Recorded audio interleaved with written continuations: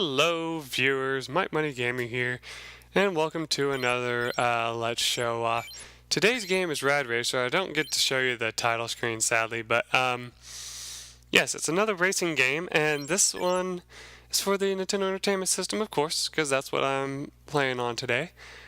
You have two vehicles to choose from in this game. You have the twin turbo and the F1 machine. Depending on which one you choose, you will have different vehicles on the road, and you'll also have different, what do you call it, like different effects when you run into people and stuff, because in this game it's different in gameplay. Like I remember saying in Top Gear, and the reason why I'm doing this because it'll go into demo if I don't. In Top Gear, you know, you had the tracks where you could actually take turns without braking. In this game, it's required to brake almost on any turn, no matter what it is.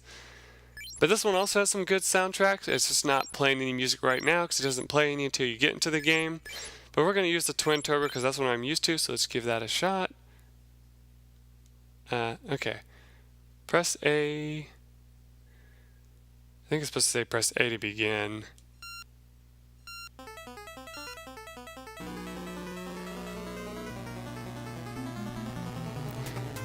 Now, it's up to you how you want to play this game because you can hit up to turbo, but you gotta be careful because if you turbo, what'll end up happening is when you come up to turns like this, this will happen, where you almost like literally fly off the road. So you don't want to turbo whenever you see a sign that says, hey, watch out, there's a turn coming up. And if you hit somebody, you also want to slam on your brakes because they're gonna throw you off the road if you don't. But yeah, on straightaways, go ahead and hold up to get going because that'll happen if you're not careful.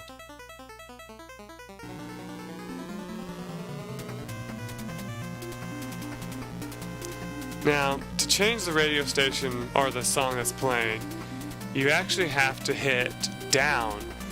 So you have to be careful because if you hit down too early, like or bad times, you'll end up flying off the road and crashing. Like I just hit the back of that person. That'll actually slow you down. If you hit if you hit the side of them at all, you'll fly off the road. So you got to be very careful. And they will like to get in front of you. And notice you have a certain time limit to get through everything, so you gotta be careful. And if you run out of time, well, the game ends. Now you do get to roll for a while, which is kind of cool. And if you make it to a checkpoint, well, you know, you get to try again. Well, I mean, you get to keep going.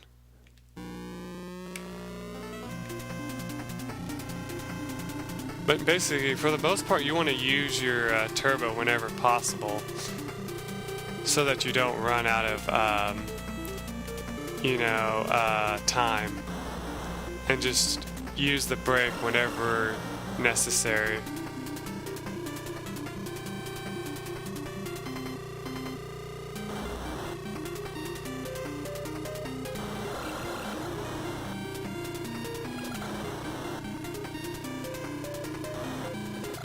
But one thing you'll notice is it's kind of hard to hit all these buttons at once. Thankfully, the NES is capable of hitting all these buttons at once. So you got that going for you. Unlike most things, you know, if you hit like a whole bunch of buttons at once, it freaks the system out. Like I know on keyboards that happens. And so you probably wouldn't be able to play this game on a keyboard if it had an emulator, you know, because you'd probably hit all these buttons and cause it to freak the hell out. Like, who was it? I'm trying to remember who it was that was playing a game on YouTube, and he had that problem. He went to hit all these buttons, and the game like literally stopped, and it wouldn't do anything.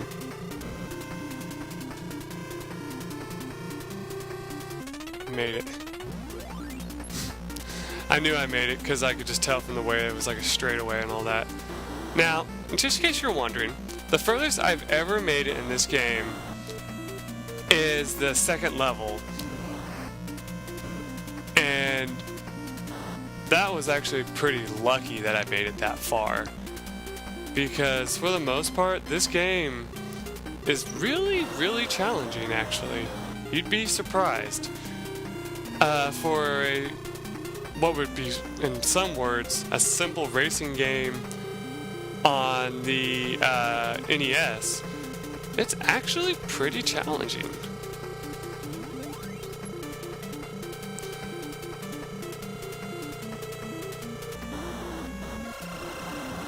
Yeah, I saw that coming. Now, the way I'm holding the controller, if you're wondering, is I have my thumb on the accelerator and my index finger on the brake. I don't know if there's an easier way to hold it than that, but that's just the way I've always played this. Whoa. There we go. Get some speed there so we can hopefully get past this guy.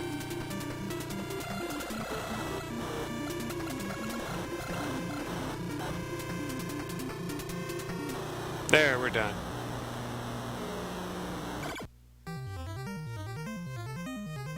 Oh, and actually you may see some glitchiness I didn't notice. It's not my fault, it's the system. Let's listen to the third soundtrack. Well, not necessarily a soundtrack, it's probably actually a, it's more likely just more bells and whistles. Nah, I'm just teasing. But yeah, it's probably something that was, what's the word? Composed by the people who made the game instead of composed by outside helpers, you know?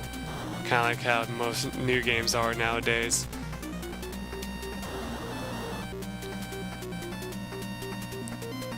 Though, I'm probably gonna get some, you know, hate for this, but in my opinion, most of the songs in this game aren't that, like, most of the songs aren't that great.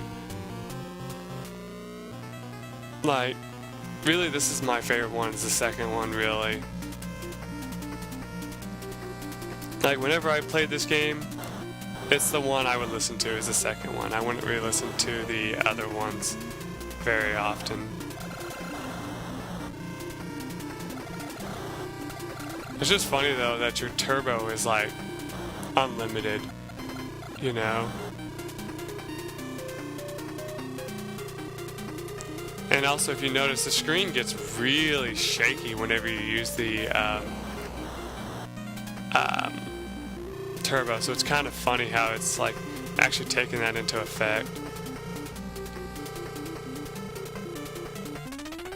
Also, another reason why I probably never really made it very far in this game is because I didn't even know there was a turbo until I was older, and I decided to hit forward on the controller just to see what happens. And you know, the exhaust comes out the back and the screen gets all shaky, and I'm like, wait a second, I'm driving faster all of a sudden, what's going on? And I'm like, turbo.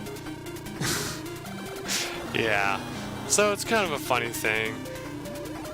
I can understand that if anybody played this game that they probably never got very far either because they didn't know about that. I mean, unless you had the book, you know, you didn't know this stuff.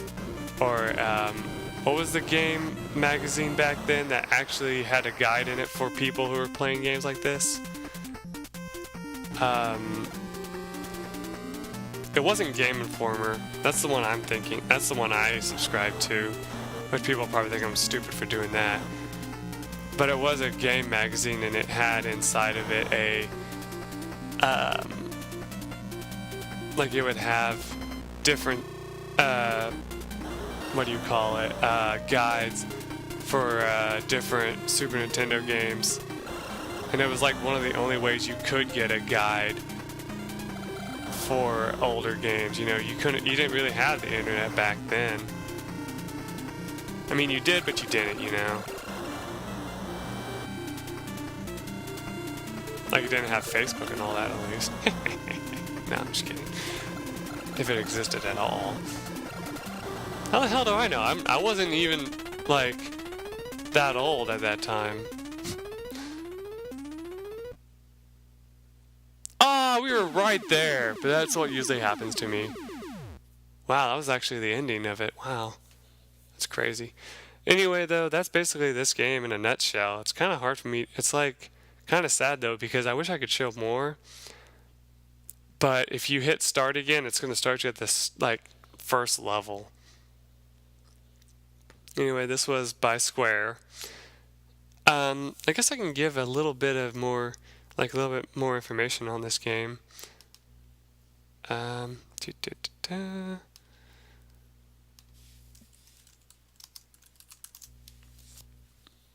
Just because I gotta give something, right?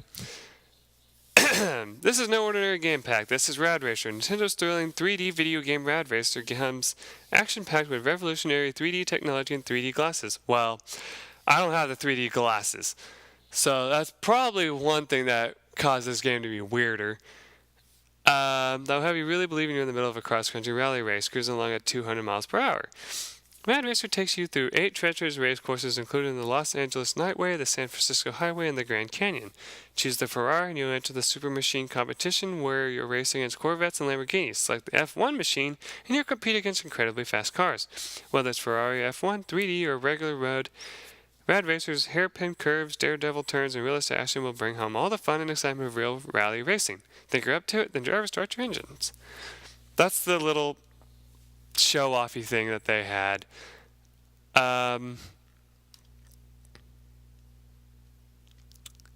Let's see.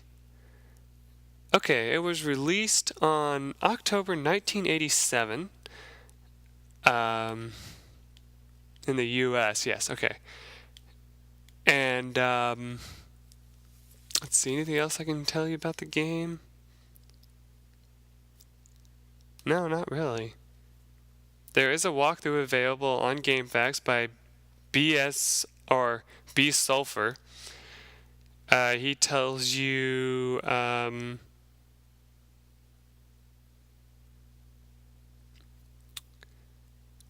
yeah, he'll tell you the controls, how to get through the different levels that there are, and stuff like that. So there's that for you. Only thing else I can give you about my experience with the game is it was really fun playing through the first 2 levels over and over again and never really getting further than that. I would tell you what my parents thought about this game, but I haven't talked to them about this game, so I don't know if they really played it that much or not. So I couldn't really tell you that either. Nasir, I've never even heard of that company. But yeah, I think that's it for this. It's going to be a short video, sadly, but since I can't really show you much for this, that's kind of all that I have to go on. Anyway, the next game I'm going to be showing you off is kind of like a successor to a racing game as well. I might show that off, or I might show off another game. Just look forward to either one of those, whatever I decide to do. And yeah, till then, everyone, bye.